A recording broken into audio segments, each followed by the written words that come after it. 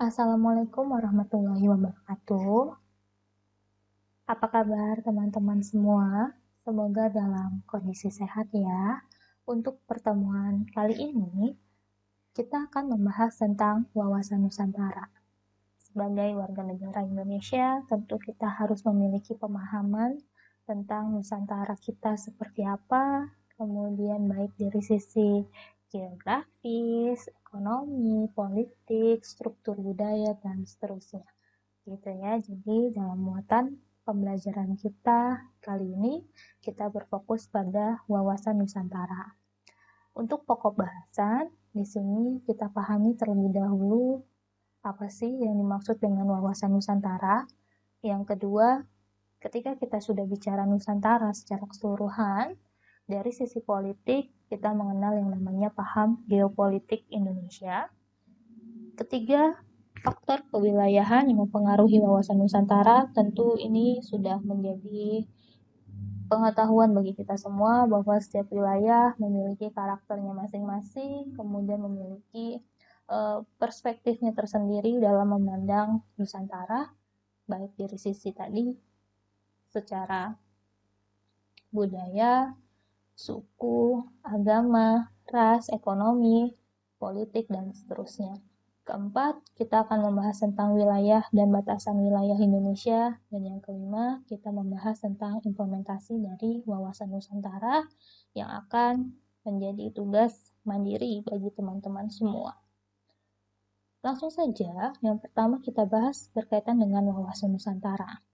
Di sini, wawasan Nusantara menurut Majelis Permusyawaratan Rakyat atau MPR tahun 1998 adalah cara pandang dan sikap bangsa Indonesia mengenai diri dan lingkungannya dengan mengutamakan persatuan dan kesatuan bangsa serta kesatuan wilayah dalam penyelenggaraan kehidupan bermasyarakat, berbangsa, dan bernegara.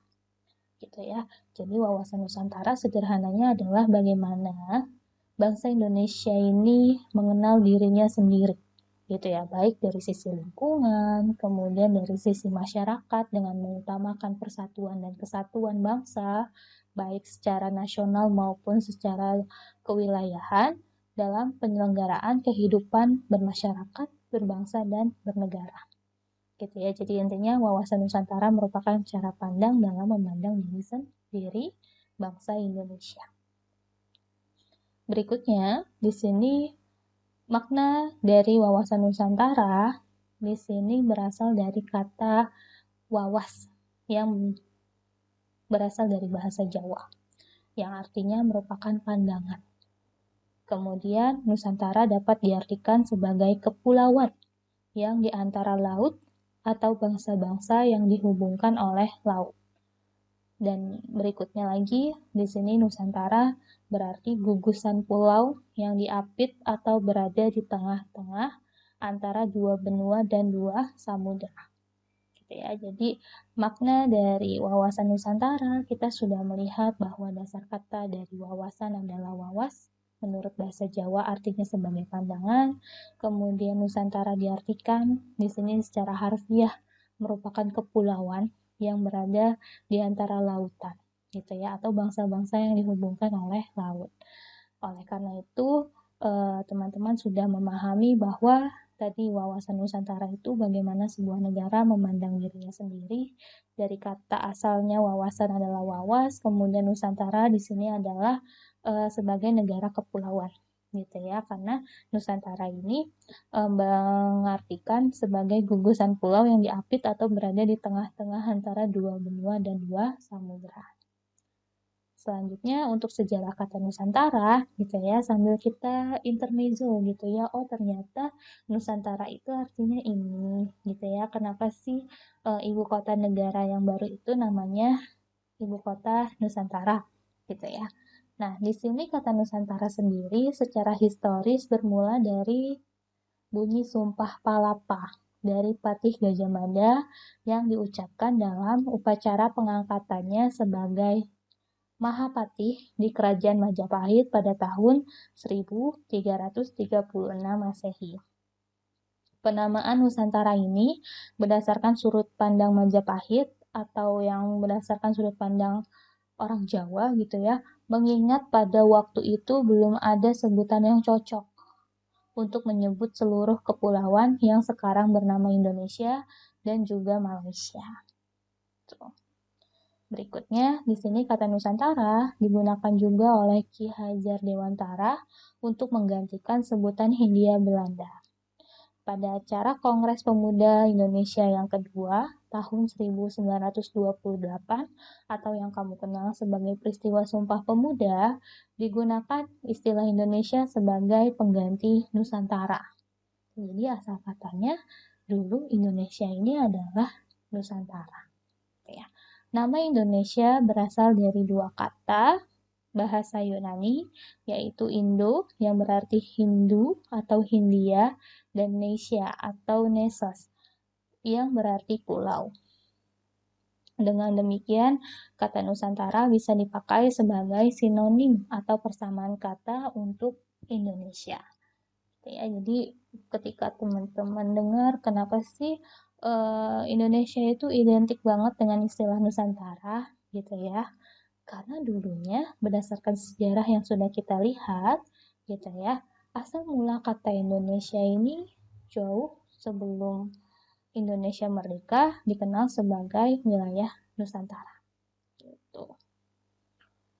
Ini gambaran berkaitan dengan peta wilayah di Indonesia. Kita lihat teman-teman pasti sudah mengenal pulau-pulau besar yang ada di Indonesia. Ada Sumatera, Jawa, kemudian Kalimantan, Sulawesi, Papua.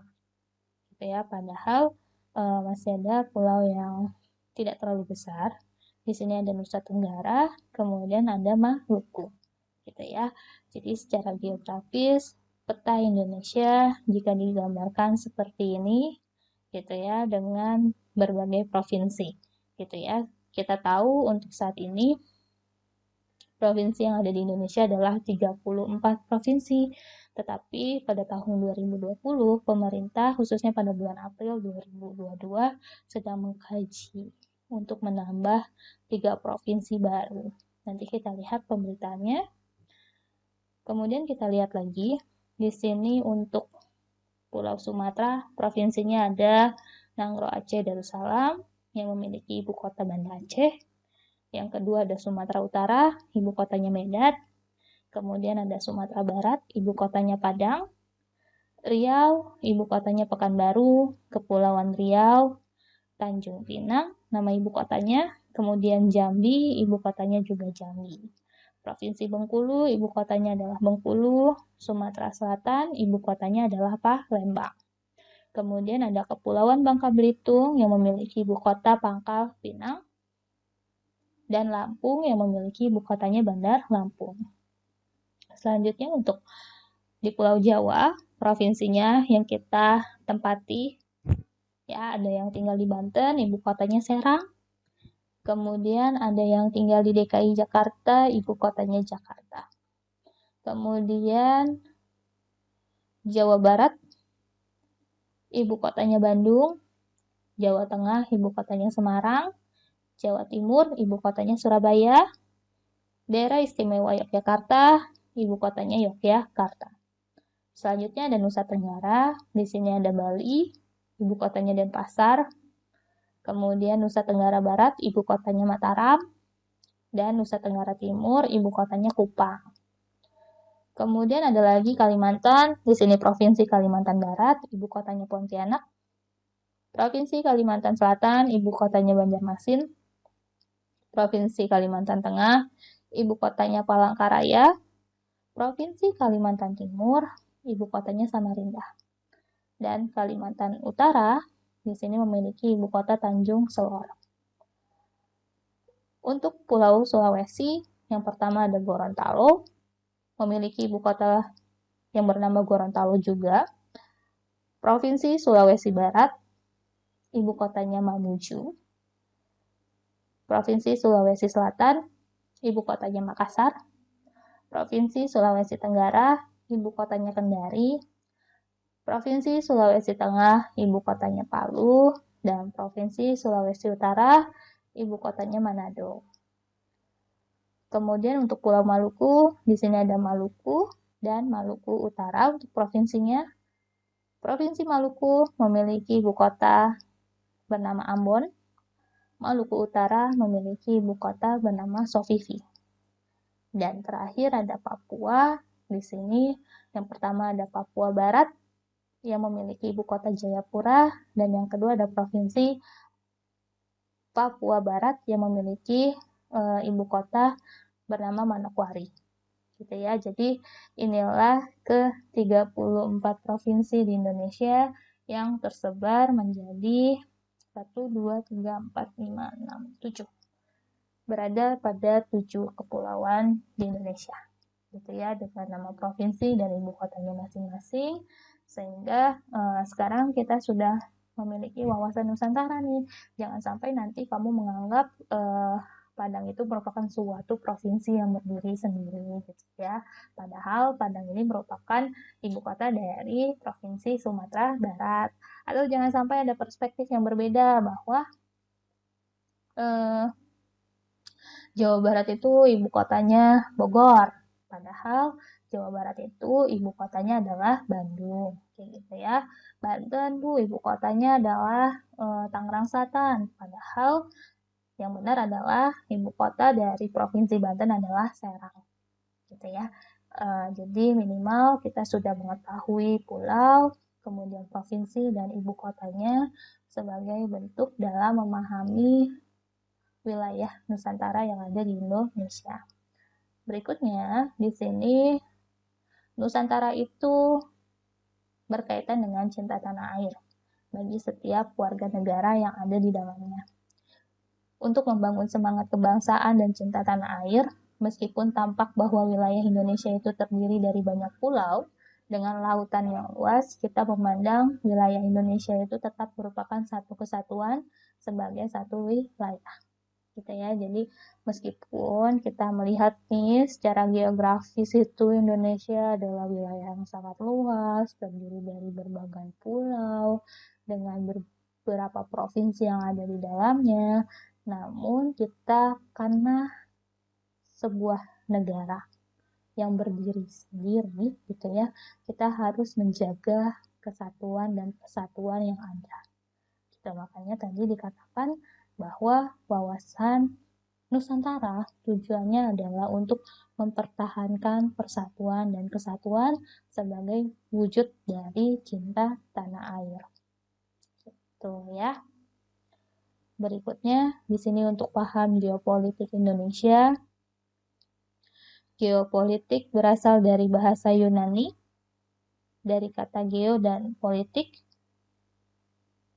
Geo berarti bumi dan politik atau politeia berarti kesatuan masyarakat yang berdiri sendiri atau sebuah negara, dan theia yang berarti urusan.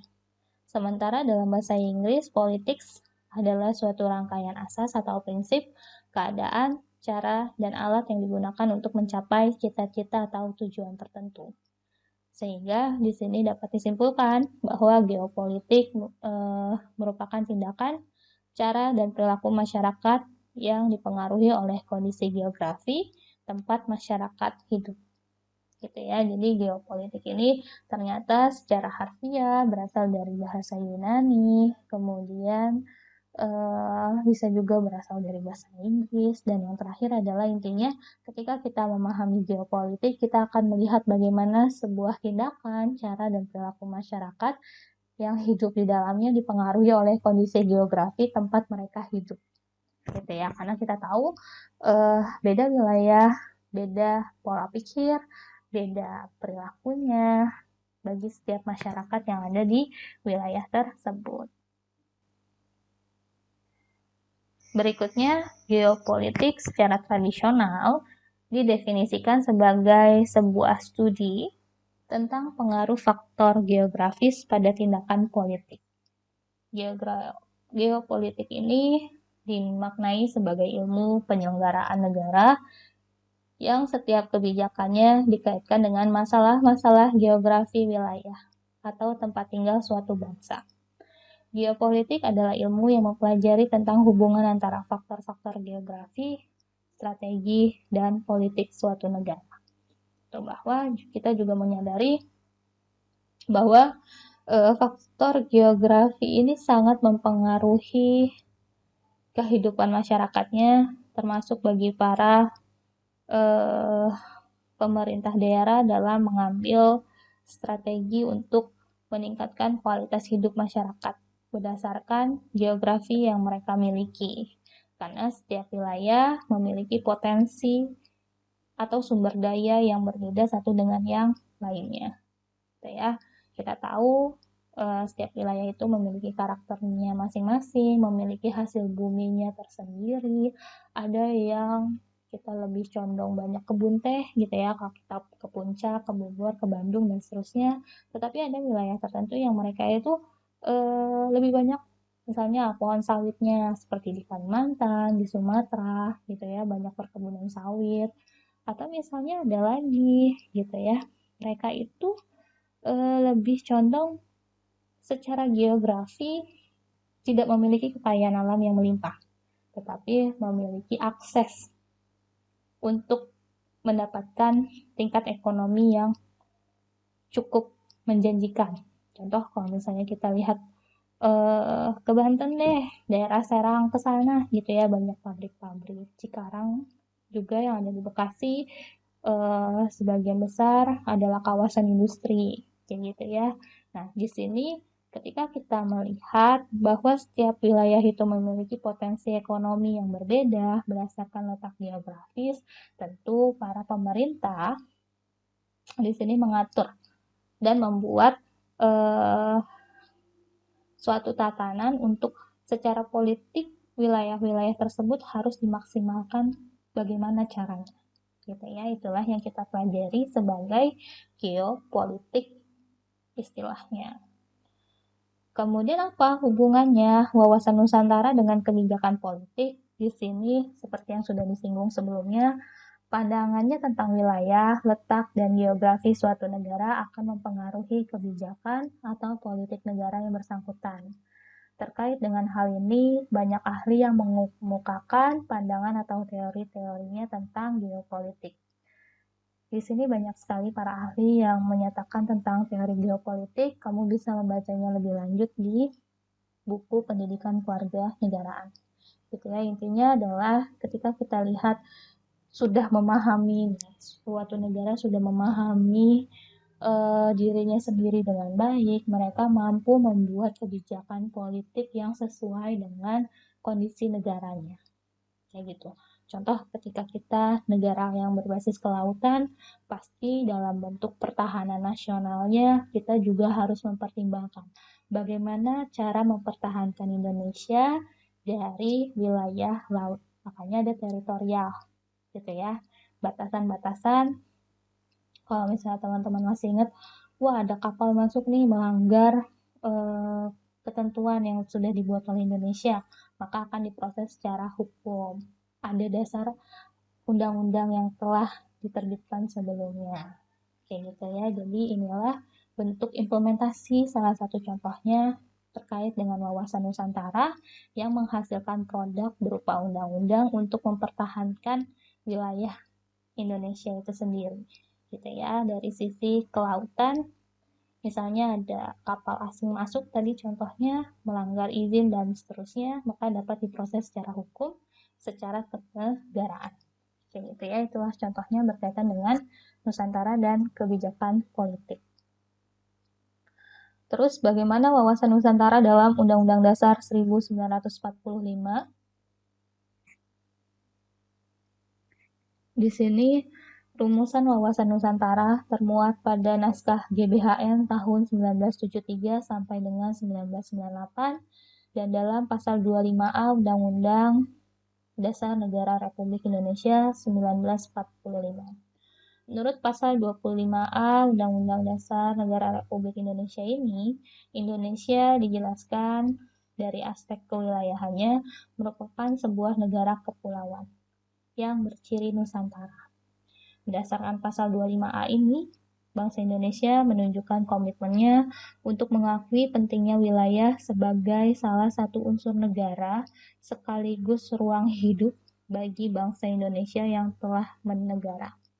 Ketentuan ini juga mengukuhkan kedaulatan wilayah negara kesatuan Republik Indonesia di tengah potensi perubahan batas geografis sebuah negara akibat gerakan separatisme, sengketa perbatasan antar negara, dan penduduk oleh negara asing. Ya. Jadi kalau kita lihat sebenarnya di dalam Undang-Undang Dasar 1945 Nusantara ini sudah disebutkan. Gitu ya. Kenapa dia harus diatur dari sisi kewilayahan, baik itu darat, laut, gitu ya. Karena untuk menghindari hal-hal yang tidak diinginkan, seperti contohnya gerakan separatisme, gitu ya. Contohnya yang masih ada di Papua, mereka ada beberapa media yang menyatakan dalam bentuk gerakan separatisme untuk memisahkan diri menjadi sebuah negara, gitu ya, sehingga masih ada kelompok-kelompok yang dalam tanda kutip sangat membahayakan secara nasional, gitu ya. Kemudian ada sengketa perbatasan antar negara, kita sampai saat ini masih sering mendengarnya, gitu ya, baik perbatasan yang ada di darat, gitu ya, katanya suka digeser-geser. Makanya banyak TNI yang berjaga di wilayah perbatasan untuk menghindari hal-hal yang tidak diinginkan. Itu salah satu contohnya.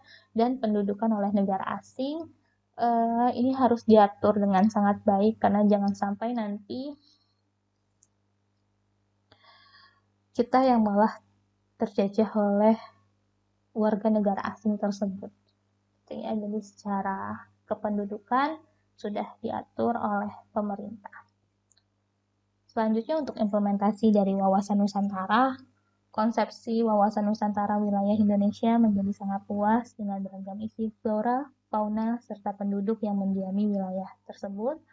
Konsepsi wawasan Nusantara juga mengajak seluruh warga negara untuk memandang keluasan wilayah dan keragaman yang ada di dalamnya sebagai satu kesatuan. Kehidupan politik, ekonomi, sosial budaya, pertahanan, dan keamanan dalam kehidupan bernegara merupakan suatu kesatuan. Ya. Berikutnya, di sini kita lihat lagi bahwa implementasi wawasan Nusantara berdasarkan luas wilayah Indonesia tentu memberikan tantangan bagi Indonesia untuk mengelolanya.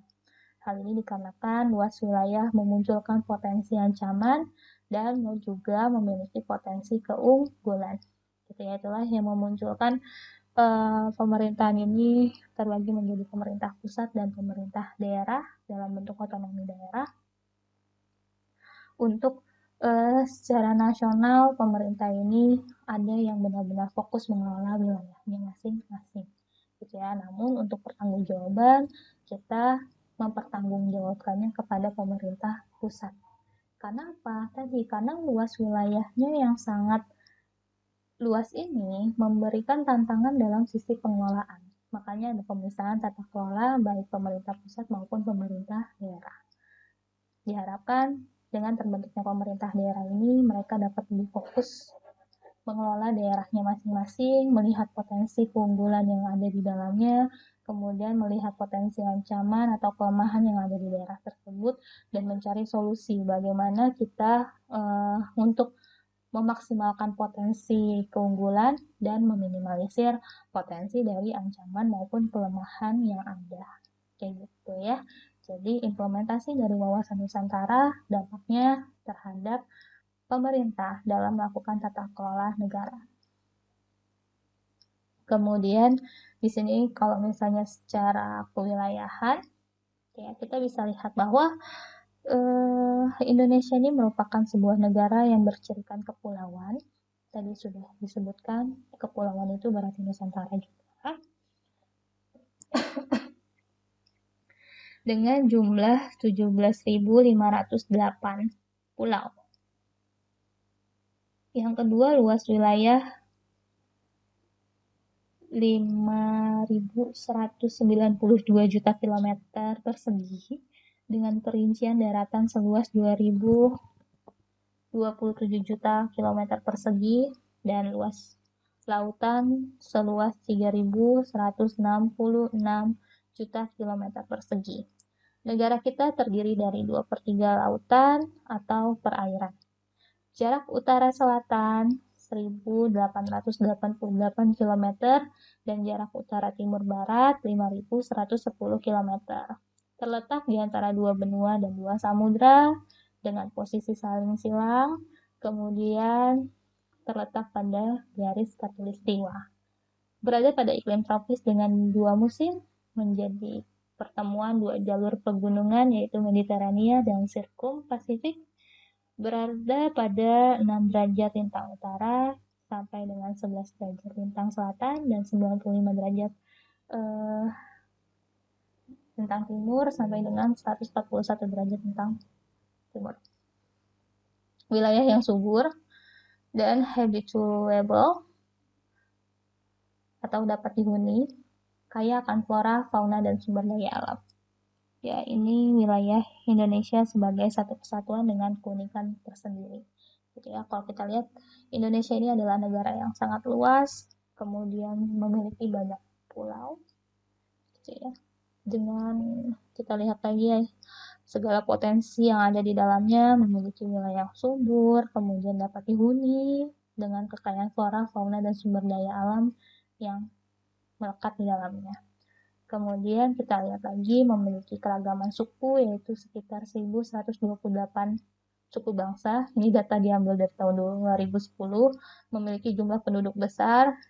Ini juga datanya 2011, menurut Bank Dunia itu 242 juta. Update terbaru Indonesia berdasarkan data statistik di tahun 2022 awal, jumlah penduduknya sudah menjadi 272 juta. Kita sudah lihat pertumbuhannya sangat cepat dari 2011 ke 2022 awal, selisihnya sekitar 30 juta penduduk dalam kurun waktu 10 tahun terakhir. Memiliki keragaman ras, memiliki keragaman agama, dan memiliki keragaman budaya sebagai konsekuensi dari keragaman suku bangsa yang ada. Isu wawasan Nusantara kita bisa lihat nanti berdasarkan nasional kontan ya. Di sini mengatakan bahwa inilah 3 provinsi baru yang akan terbentuk di Indonesia. Kemudian kita lihat lagi IKN Nusantara adalah mesin baru pergerakan ekonomi di Republik Indonesia. Dan di sini ada dari pikiran rakyat, mohon maaf tadi sempat keliru menyebutkan, untuk Jawa Barat ini ekonominya ditopang oleh apa? Gitu ya, sebagai salah satu bentuk secara kewilayahan, melihat di salah satu provinsi ternyata ekonominya didukungnya oleh apa. Baik, ini adalah pembahasan tentang pemberitaan yang pertama. Inilah 3 provinsi baru yang akan terbentuk di Indonesia, dipublish pada Jumat 8 April 2022. Ada 3 provinsi baru yang akan terbentuk. Di sini 3 provinsi baru tersebut merupakan pemekaran wilayah di Papua. Jadi kita lihat bahwa Papua itu hanya memiliki 2 provinsi, gitu ya. Dengan pemekaran wilayah itu nantinya ada 37 provinsi di Indonesia. Rencana penambahan provinsi ini diatur dalam rancangan undang-undang tentang Provinsi Papua Selatan, Papua Tengah, dan Papua Pegunungan Tengah. RUU tersebut disahkan oleh Badan Legislasi DPR RI dalam rapat pleno yang digelar pada hari Rabu 6 April 2022. Dalam rapat pleno, semua fraksi menyatakan setuju terhadap RUU tentang 3 provinsi tersebut. Kemudian kita lihat lagi secara geografi. Di sini calon provinsi baru Papua Selatan, Ha'anim, memiliki ibu kotanya Merauke. Di sini Papua Selatan ini akan memiliki Kabupaten Merauke, Mapi, Asmat, dan Boven Digul.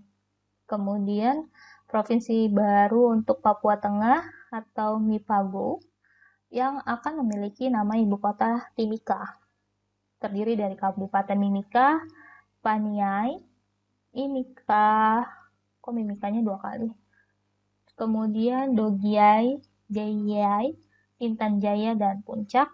Kemudian untuk Papua Pegunungan Tengah, provinsinya ini memiliki ibu kota Wamena. Kabupatennya ada Jayawijaya, Puncak Jaya, Jayawijaya, Lanijaya, Membramo Tengah, juga Tolikara, Yahukimu, dan Yalimu. Harapannya apa dari pembuatan provinsi baru di Pulau Papua ini? RUU tentang provinsi baru di Papua itu dapat berdampak baik bagi kehidupan masyarakat di Papua. Semoga di sini kita lihat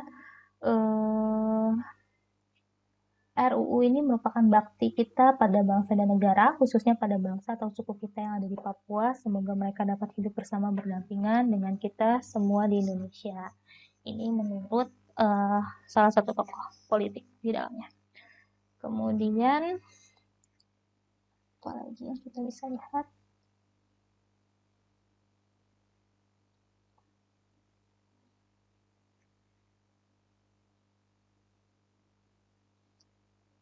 Nah, di sini kita juga bisa melihat ketika mereka menyusun undang-undang, mereka juga harus inline dengan konstitusi, yaitu Undang-Undang Dasar 1945. Di sini ada sebuah pernyataan dari Ibu Sally, fraksi PDI Perjuangan berpandangan, materi muatan dari RUU tentang Provinsi Papua Selatan, Papua Tengah, dan Papua Pegunungan Tengah seyogyanya tetap dalam koridor implementasi pada pasal 18 ayat 1 tentang Undang-Undang Dasar 1945 yang mengacu pada materi muatan Undang-Undang tentang Otonomi Khusus Papua yang telah dibahas dalam rapat-rapat sebelumnya. Ya, jadi ini rencana dari pemerintah untuk menambah provinsi baru untuk meningkatkan, kalau kita lihat, meningkatkan kualitas hidup, meningkatkan keamanan, meningkatkan pertahanan nasional yang berada di wilayah Pulau Papua, gitu ya. Jadi dibentuklah di sini 3 provinsi baru yang diajukan dalam RUU. Kemudian yang kedua, kita akan membahas tentang IKN. Ya, IKN Nusantara adalah mesin baru penggerak ekonomi Republik Indonesia. Ya, ini dipublish Januari 2022.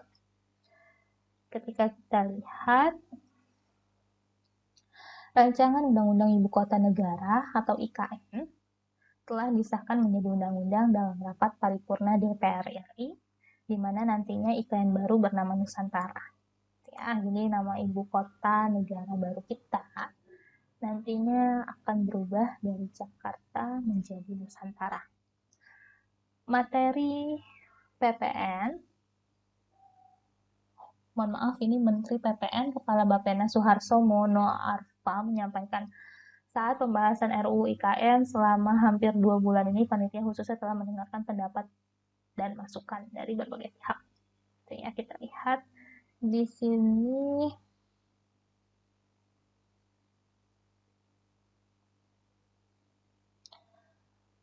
terkait nama ya. Yang pertama, terkait nama IKN, Nusantara dipilih dikatakan karena mampu mendeskripsikan konseptualisasi atas wilayah geografi Indonesia dengan konstituen pulau yang disatukan oleh lautan. Ya, sama seperti yang kita bahas sebelumnya. Selain itu, kata Nusantara juga menjadi pengakuan majemuk geografis yang disertai dengan kemajemukan budaya juga. Maka Nusantara adalah sebuah konsep kesatuan yang mengakomodasi kekayaan kemajemukan Indonesia. Dengan nama Nusantara, IKN merepresentasikan kekayaan kemajemukan Indonesia menjadi modal sosial untuk memajukan kesejahteraan rakyat yang berkeadilan menuju masa depan Indonesia maju, tangguh, dan memiliki keberlanjutan, seperti yang kita tahu bahwa pada tahun 2045 ini Indonesia sudah masuk dalam masa golden age-nya, gitu ya. 100 tahun Indonesia merdeka, maka Indonesia berharap menjadi sebuah negara maju yang tangguh dan memiliki keberlanjutan. rencana induk dari ibu kota negara. Di sini ada yang pertama mendesain sesuai kondisi alam, yang kedua Bhinneka Tunggal Ika, ketiga terhubung, aktif dan mudah diakses, keempat rendah emisi karbon, kelima memiliki sirkuler dan tangguh, keenam aman dan terjangkau, ketujuh nyaman dan efisien melalui teknologi, dan kedelapan peluang ekonomi untuk semua. Gitu ya, pelaksanaan pembangunan dan pemindahan ibu kota ini akan dilakukan secara bertahap, memperhatikan sinergi skema pendanaan, kemudian fiskal sesuai dengan ketentuan peraturan undang-undang. Manfaatnya dari sisi ekonomi apa? Di sini IKN akan menjadi mesin penggerak ekonomi bagi Kalimantan dan menjadi pemicu penguat rantai nilai domestik di seluruh kawasan timur Indonesia. Pembangunan IKN menempatkan Indonesia dalam posisi yang lebih strategis dalam jalur perdagangan dunia, aliran investasi dan inovasi teknologi. Selain itu, IKN juga akan menjadi percontohan bagi pengembangan kota yang berkelanjutan yang didorong oleh penerapan teknologi terkini. Gitu ya. Jadi alasan kenapa IKN ini menjadi mesin baru penggerak ekonomi nasional karena ada potensi. Di sini dikatakan bahwa posisinya lebih strategis dalam jalur perdagangan dunia, aliran investasi dan inovasi teknologi. Gitu ya. Ya. Di sini 90% ekonomi Jawa Barat ditopang oleh UMKM, usaha mikro kecil menengah, di mana Bapak Ridwan Kamil mendukung digitalisasi UMKM melalui GoTo. Kita lihat bahwa di sini beberapa waktu lalu ada launching GoTo ya, dalam Bursa Efek Indonesia juga. Di sini dikatakan sekitar 90% ekonomi Jabar ditopang oleh UMKM. Indonesia pun sama, secara nasional 90%-nya ditopang oleh UMKM sebagai penggerak ekonominya. Kemudian kita lihat lagi potensi UMKM saat ini adalah mereka didorong untuk melakukan digitalisasi, gitu ya, bergabung dengan industri yang bergerak dalam bidang digitalisasi untuk meningkatkan potensi dari usaha mereka agar kehidupan para UMKM ini semakin sejahtera. Di sini Bapak Ridwan Kamil mengatakan sekitar 90% ekonomi Jabar ditopang oleh UMKM, karenanya dukungan digitalisasi dari GoTo akan membuat UMKM semakin sejahtera. Gitu ya. Kalau misalnya kita lihat, semua wilayah tentu ingin ekonominya itu akan menjadi lebih maju, sejahtera. Gitu ya. Termasuk masyarakat yang ada di dalamnya sebagai para pelaku usaha tentu akan memiliki kehidupan yang layak. Ya, jadi di sini kalau kita lihat gerakan bangkit UMKM bersama GoTo itu sebenarnya dimulai dari kota Solo, selanjutnya bertahap membidik UMKM di Jabodetabek, Bandung, Medan, Semarang, Surabaya, dan daerah-daerah lain di Indonesia. Ya, jadi di sini juga kita lihat berapa sih jumlah UMKM-nya untuk Jabar sendiri secara keseluruhan yang terdata ya, secara keseluruhan yang sudah terdata, sudah ada 3 juta UMKM gitu ya, yang didukung oleh GoTo.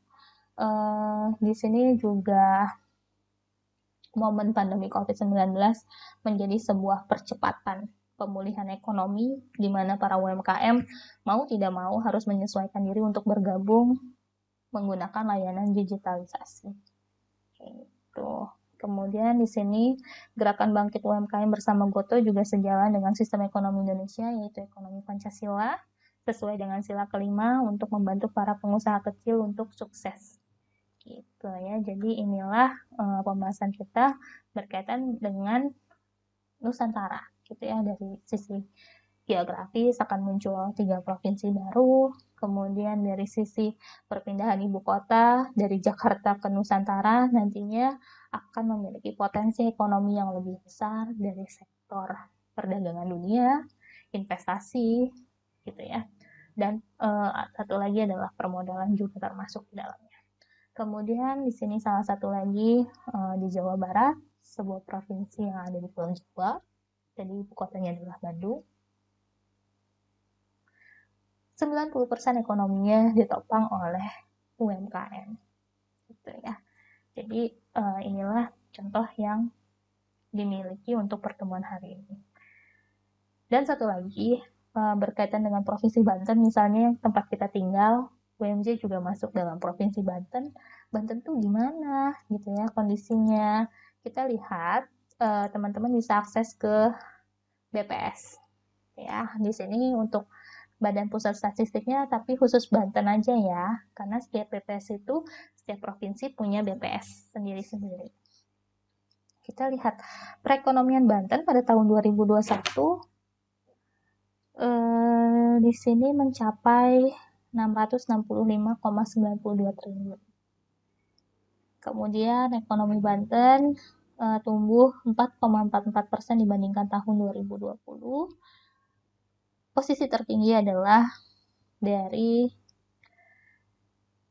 lapangan usaha pengadaan listrik dan gas yang mencapai 12,76% pertumbuhan ekonominya. Kemudian dari sisi produksi, lapangan usaha pertambangan dan penggalian mengalami pertumbuhan tertinggi 18,65%, dan untuk sisi produksi pertumbuhan tertinggi terjadi pada lapangan usaha transportasi dan pergudangan sebesar 26,89%.